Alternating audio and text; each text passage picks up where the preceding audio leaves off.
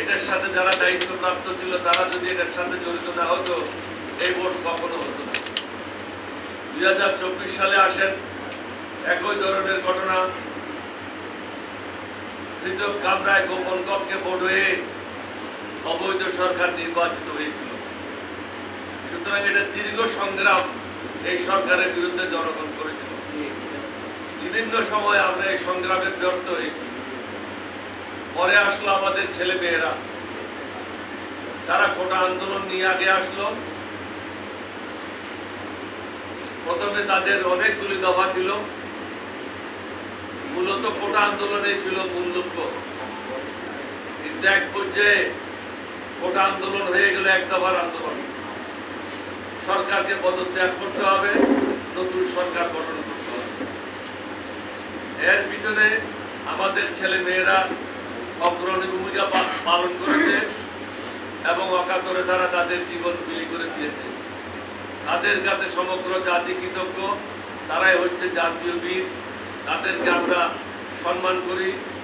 যারা ইন্তেকাল করেছেন, শহীদ হয়েছেন, তাদের রুহের মাগফিরাত কামনা করি। যারা অসুস্থ আছেন তাদের সুস্থতা কামনা করি। এই আন্দোলনে আপনারা দেখেছেন সমগ্র বাংলাদেশের আওয়ামী লীগ ছাড়া, জাসদ ছাড়া বা মেননের লোক ছাড়া আপামর জনসাধারণ এই আন্দোলনের সাথে সম্পৃক্ত হয়েছিল। অন্যথায় কোটি কোটি লোক রাস্তায় নেমে আসা এটা সম্ভব ছিল না। কিন্তু আমাদের ছেলেরা যদি প্রথমে বুকে তাজা রক্ত ঢেলে না দিত, তাহলে জনগণ উৎসাহিত হতো না। আজকে অনেকে বলে 250 লোক মারা গেছে, 200 লোক মারা গেছে।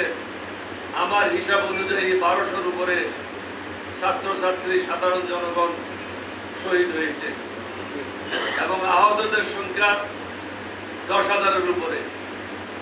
আমাদের দলেরও একজন সদস্য ইন্তেকাল শহীদ হয়েছে, আর একজন গুলিবিদ্ধ অবস্থায় মেডিকেলে এখন চিকিৎসা দিচ্ছে।